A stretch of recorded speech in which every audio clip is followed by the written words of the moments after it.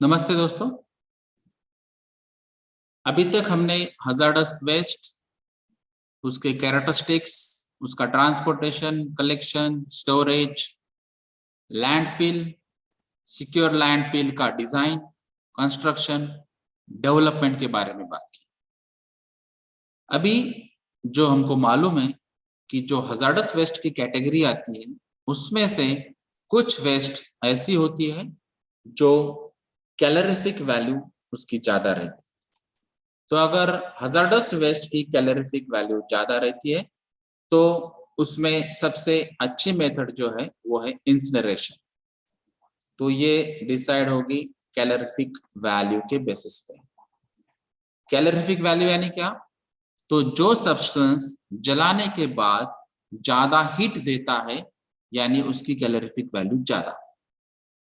तो अगर हमने यहाँ पे कहा कि जूल्स पर केजी या जूल्स पर ग्राम, तो इसका मतलब है कि इतने क्वांटिटी हीट की in terms of joules per ग्राम अगर हम कहेंगे तो 1 ग्राम अगर ये कंबस्टिबल सब्सटेंस हमने जलाया यानी कि अभी इस पॉइंट में हजार्डस वेस्ट अगर जलाया तो इतनी सारी जूल्स यहाँ पे हीट जनरेट हो रही है। तो ये क्वांटिटी यानी कि कैलोरीफिक वैल्यू जितनी ज्यादा, उस हिसाब से आपको डिसाइड कर सकते ये इंसिनरेशन वाली वेस्ट है या नहीं। तो ये कैलोरीफिक वैल्यू से डिसाइड हो जाता है कि ये इंसिनरेबल वेस्ट है या नहीं। तो इसलिए ये फैसिलिटी जो है, ये फैसिलिटी के पास मैक्सिमम जगह इंसिनरेटर यहाँ पे अवेलेबल रहते हैं। तो ये इंसिनरेटर प्लांट रहता है जहाँ पे कंबशन प्रोसेस होती है। तो ये इंसिनरेशन एग्जैक्टली क्या है? ये प्योरली कंबशन प्रोसेस है। तो ये कंबशन यानी कि ऑक्सीडेशन प्रोसेस है। और ऑक्सीडेशन में हमको मालूम है कि आपको ऑक्सीजन सप्लाई करना पड़ेगा यानी कि आपको एयर सप्लाई करना पड़ेगी और आपको हीट सोर्स चाहिए या फिर इग्निशन करना पड़ेगा। तो यहाँ पे टेम्परेचर हायर साइड में रहेगा।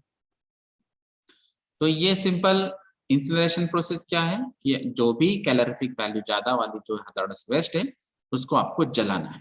लेकिन ये जो जलाना है नॉर्मली जो हम बात करते हैं ओपन डंपिंग में या ओपन स्पेस में जो जलाना है वैसे ये मेथड नहीं है। ये एक्चुअली एक साइंटिफिक मेथड है जो हजार्डस वेस्ट इंसिनरेशन मेथड है।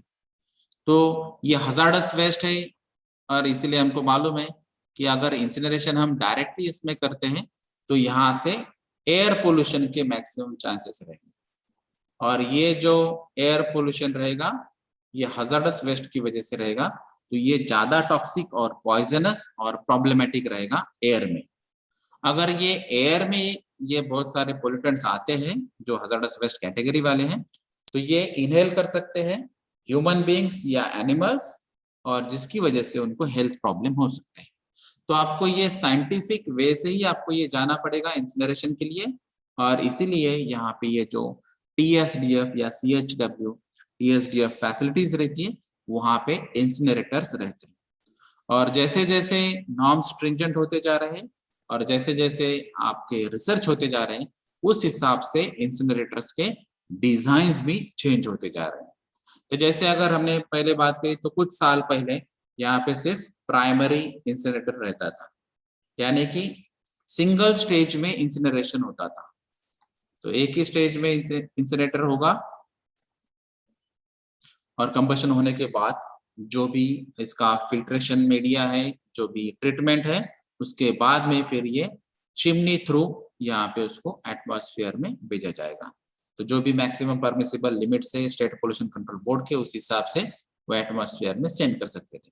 लेकिन जैसे ही डिजाइन में चेंजेस आ चुके हैं उसके बाद में जो रिक्वायरमेंट चेंज हो चुकी है उसमें अभी सेकेंडरी स्टेज में भी आपको कंबशन करना है। तो ये अभी डबल स्टेज, तो डबल स्टेज इंसिनरेशन नॉर्मली अभी यूज होते हैं।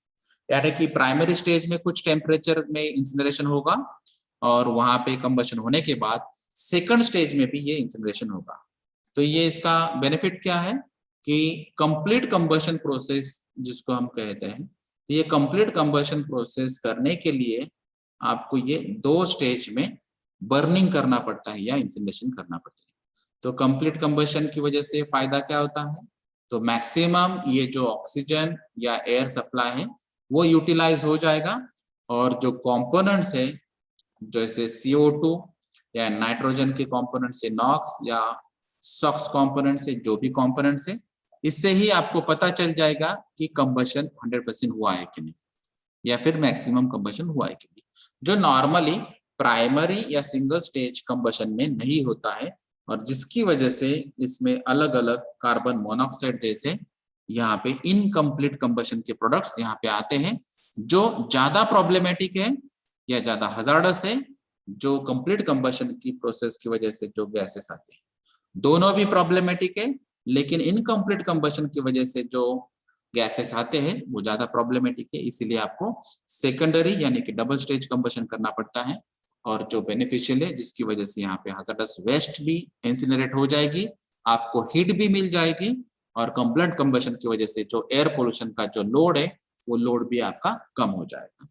तो ये overall hazardous waste incineration process है, और इसका ये जो प्लांट है, ये प्लांट यहाँ पे फोटोग्राफ में बताया।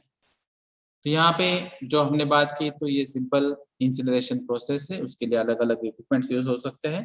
तो यहाँ पे आपका डायरेक्ट फ्यूल यूज करना है आपको, और हजार्डस वेस्ट को ही आपको बाद में फ्यूल बनाना है।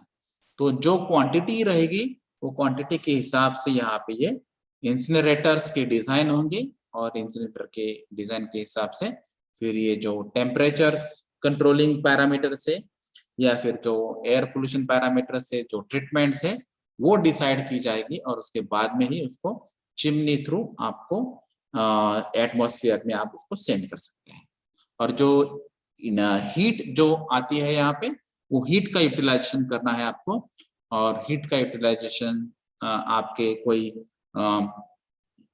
हीटिंग प्रोसेस के लिए भी हो सकता है, या फिर पावर जनरेशन प्रोसेस के लिए भी हो सकता है। तो यहाँ पे अलग अलग टेक्नोलॉजीज अवेलेबल है। तो ये यूएस की एनवायरमेंट प्रोटेक्शन एजेंसीज ने ये टेक्नोलॉजी जो बताई है, ये best demonstration available technology BDAT जिसको बोलते हैं, जिसमें ऑर्गेनिक हजार्डस वेस्ट का ट्रीटमेंट होता है। तो ये भी एक टेक्नोलॉजी है जहाँ पे हजार्डस वेस्ट का डिस्ट्रक्शन होता है इंसिनरेटर्स में।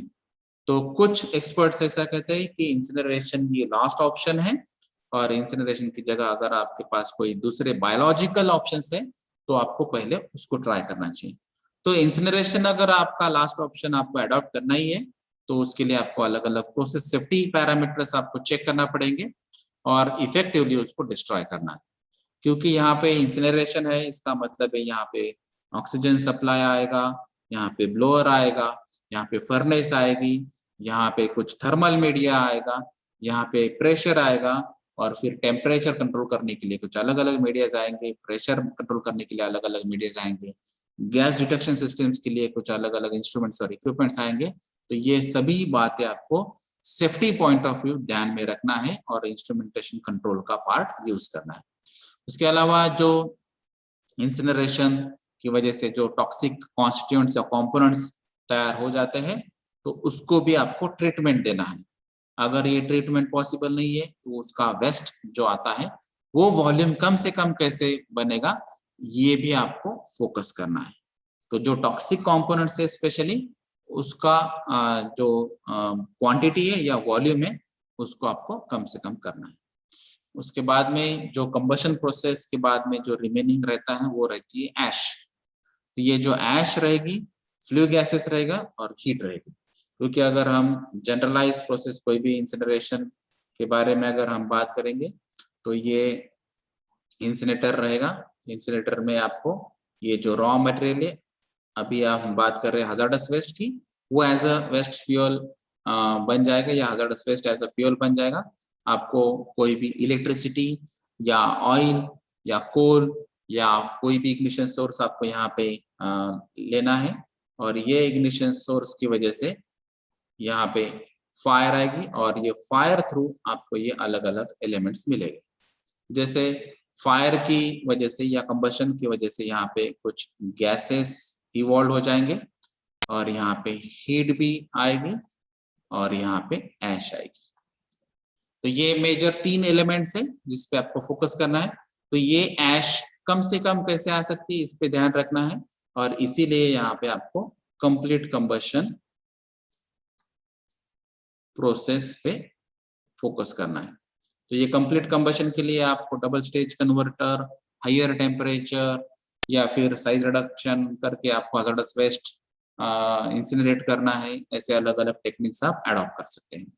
यहाँ पे जो हीट जनरेट हो रही है तो ये हीट का यूटिलाइजेशन आपको करना है।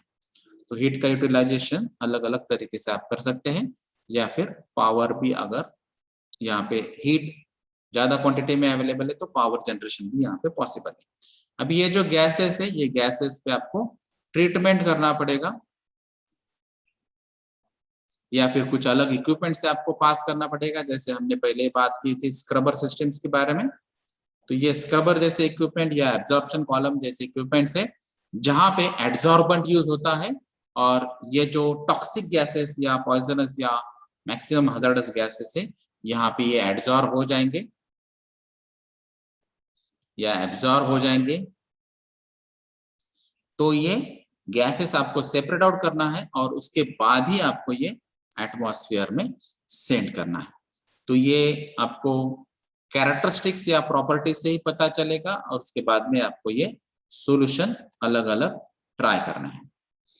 अभी ये जो हमने बात की थी इसमें सॉलिड जो मास आता है, जो मेन वेस्ट आती है, ये 80 to 85% जो इंसिनरेबल वेस्ट हो सकती है, और उसका जो वॉल्यूम है वो 95 to 96% तक भी जा सकता है। जो इंसिनरेशन कंप्लीटली सेपरेट आउट कर सकते नहीं, हम इलिमिनेट नहीं कर सकते, वो लैंड फिलिंग के लिए जाएगा। तो जिसका कैलोरीफिक वैल्यू कम है, जो कंबस्टिबल वेस्ट नहीं है, तो वो लैंड फिलिंग के लिए जाएगा, और उसमें से फिर आपका जो इंसिनरेटर का लोड है वो भी कम हो सकता है। तो यहाँ पे स्पेसिफिक आपको टेस्ट करना पड़ेगा, डिसाइड करना पड़ेगा, और उसके बाद में ही आपको ये फैसिलिटी डिसाइड करना पड़ेगा कि ये वेस्ट इंसिनरेबल के लिए जाना चाहिए, इंसिनरेशन के लिए जाना चाहिए, या फिर लैंड फिलिंग के लिए। उसके बाद में आपके जो बायोलॉजिकल एजेंट्स है या माइक्रोब्स है उसको भी आपको ध्यान में रखना पड़ेगा, क्योंकि कुछ यहाँ पे पैथोजेंस जो रहते हैं, पैथोजेंस मीन्स नेगेटिव बैक्टीरिया, उसकी वजह से भी प्रॉब्लम हो सकते हैं, या फिर जो टॉक्सिन्स क्रिएट होते हैं केमिकल्स, उसकी वजह से भी ये प्रॉब्लम हो सकते हैं। तो आपको ऐसे भी कुछ माइक्रोब्स यहाँ पे रिसर्च करना चाहिए, और ऑलरेडी कुछ लोगों ने इसका रिसर्च भी किया है कि ऐसे कुछ बैक्टीरियाज है जो टॉक्सिक केमिकल्स भी डाइजेस्ट कर सकते हैं। और इसीलिए हम बात कर रहे हैं कि इंसिनरेशन या लैंड फिलिंग के पहले अगर ऐसे कुछ बायोलॉजिकल मेथड्स हैं जो आप एडॉप्ट करके ये टॉक्सिक केमिकल्स या हजार्डस केमिकल जो है उसको अगर ये डाइजेस्ट कर सकते हैं, तो ऐसे माइक्रो ऑर्गेनिज्म भी आप यूज करना चाहिए। तो अलग अलग हाई टेम्परेचर मीडियाज या एनर्जी जहाँ पे ज्यादा लगती है, उसके लिए आपको सब्स्टिट्यूट ढूंढना चाहिए, और वो अगर पॉसिबल है, फिजिबल है, तो उसको पहले अडॉप्ट करना चाहिए। अगर वो पॉसिबल ही नहीं है तो फिर आपको इंसिनरेशन या लैंड फिलिंग के लिए जाना चाहिए। तो इसमें अलग अलग प्रोसेस है, मेथोडोलॉजीज है, जो हमने पहले बात की थी वो से ही सबसे आपको मेन मेथड है जो हमने यहाँ पे बताया, प्राइमरी और सेकेंडरी कंबशन चेम्बर। तो यही आपको मेन बात करना है कि ये आपको सेग्रीगेशन करना है, उसके बाद में आपको अलग अलग बर्नर थ्रू प्राइमरी और सेकेंडरी चेम्बर थ्रू इसको पास करना है। उसमें प्राइमरी कंबशन होगा, उसके बाद में सेकेंडरी कंबशन होगा, और कंप्लीट कंबशन होने के बाद वहां से हीट जनरेट होगी, गैसेज जनरेट होंगे, और रिमेनिंग जो है वो ऐश होगी। तो ये एक जनरल रोटरी कीन बताइए जिसमें ये जनरलाइज फ्लो रहता है ओवरऑल हजार्डस वेस्ट का। जैसे यहाँ पे आपको पता चलेगा कि ये मेन यहाँ पे चार्जिंग हुड है, तो यहाँ से ये स्टार्ट होता है, फिर ये रोटरी कीन थ्रू पास हो जाएगा। तो ये प्राइमरी चेंबर और सेकेंडरी चेंबर, यानी कि कंप्लीट कंबशन के लिए आपको फर्स्ट और सेकंड चेंबर में ये कंप्लीट कंबशन हो जाएगा। उसके बाद में हमने जो बात की थी कि टॉप से यहाँ पे जो गैसेस आते हैं, तो ये गैसेस आप डायरेक्टली एटमॉस्फेयर में सेंड नहीं कर सकते हैं, तो यहाँ पे ये स्प्रे ड्रायर मैकेनिज्म यहाँ पे यूज कर सकते हैं, स्क्रबर मैकेनिज्म यूज है, या फिर एब्जॉर्प्शन कॉलम यूज कर सकते हैं, या फिर अलग अलग साइक्लोन सेपरेटर्स भी आप यूज कर सकते हैं, या फिर ये बैक फिल्टर्स यूज कर सकते हैं। वेंचुरी फीडर्स भी यहाँ पे एक इक्विपमेंट यूज किया गया है और ये पैक बेड स्क्रबर यानी कि एब्जॉर्प्शन फिनोमेना। तो ये अलग अलग मेथड का आप यूज कर सकते हैं और उसके बाद में ही ये जो गैसेस हैं ये अलग अलग ट्रीटमेंट के बाद आपको एटमॉस्फेयर में सेंड करना है। तो कंबशन प्रोसेस तो इतनी ही है, इंसिनरेशन इतना ही है, लेकिन ये जो हजार्डस गैसेस यहाँ पे जनरेट हो रहे हैं तो वो एयर पोल्यूशन का आपको ध्यान रखना है, इसीलिए इतनी ओवरऑल प्रोसेस आपको करके ही फिर आप एटमॉस्फेयर में ये सेंड कर सकते हैं। और ये जो रिमेनिंग ऐश या सॉलिड फॉर्म में कुछ रहेगा तो ये आपको अलग से सेपरेट आउट करना है, और जो हीट है वो हीट आप यूटिलाइज करने वाले हैं। तो ये सिंपल रोटरी कीन थी और उसका अलग अलग मैकेनिज्म। तो अगर आपको डिटेल डिजाइन देखना है तो ये डिटेल डिजाइन यहाँ पे ये रोटरी कीन का दिखाई देता है। जनरली इसका जो टेम्परेचर यहाँ पे बताया है वो नॉर्मली 850 डिग्री सेल्सियस तक ये टेम्परेचर रहता है। अगर इसकी कैपेसिटी हम जनरलाइज बात करेंगे तो ये वेस्ट इनपुट यहाँ पे 1 to 1.5 metric ton per hour तक जा सकती है, और इसका जो आरपीएम रहता है, रोटरी कीन है, रोटेशन होगा तो 0.5 to 1.5 तक जा सकता है। इसकी मैक्सिमम कैपेसिटी जो है 3 MkCal पर आवर तक ये जा सकती है, और इसका जो मैक्सिमम कैपेसिटी जो इसका एक्वियस वेस्ट का है जो लांसर थ्रू जा सकता है वो 450 kg पर आवर्स तक रहता है। अगर इसमें सॉलिड वेस्ट है तो solid waste 600 to 900 kg per hour तक हम इसको फीड कर सकते हैं। तो ये फीडिंग प्रोविजंस है, और ये फीडिंग प्रोविजंस के अलग अलग कैपेसिटीज दी है। यहाँ पे अलग अलग liquid waste, solid waste, aqueous waste ऐसे आप फीड कर सकते हैं। तो ये जो कैपेसिटी रहेगा ये कैपेसिटी के हिसाब से ये अलग अलग फीडिंग के रेट यहाँ पे डिसाइड होंगे। तो हमने पहले ही बताया था कि ये रोटरी कीन में यहाँ पे कंबशन होगा, यहाँ पे गैसेस जनरेट होगी, बॉटम साइड को ऐश जनरेट होगी, और ये कंटिन्यूअस रोटेशन में भी ये हो सकता है। उस हिसाब से उसका मटेरियल ऑफ कंस्ट्रक्शन भी आपको डिसाइड करना है। तो ये मेन फोटोग्राफ से जो एक्चुअल फोटोग्राफ्स यहाँ पे यूज हो रहे हैं, तो ये फ्लू गैस ट्रीटमेंट है। जैसे कि हमने बताया था कि फ्लू गैस यानी कि क्या, कंबशन या इंसिनरेशन प्रोसेस होने के बाद जो गैसेस जनरेट होते हैं उसको फ्लू गैस कहते हैं, और ये फ्लू गैस को हमको ट्रीटमेंट थ्रू जाना पड़ेगा। तो उसमें शायद साइक्लोन सेपरेटर यूज करना पड़ेगा, स्प्रे ड्रायर यूज करना पड़ेगा, या फिर स्क्रबर मैकेनिज्म, एब्जॉर्प्शन मैकेनिज्म, ऐसे अलग अलग इक्विपमेंट्स या प्रोसेस ऑपरेशंस आपको यूज करना पड़ेगा, और उसके बाद में ही ये चिमनी थ्रू यहाँ पे ये एटमॉस्फेयर में सेंड करना है। तो ये अलग अलग मेथड्स हैं और जिसके थ्रू आपको ये ओवरऑल कंपोनेंट्स कंट्रोल करने हैं।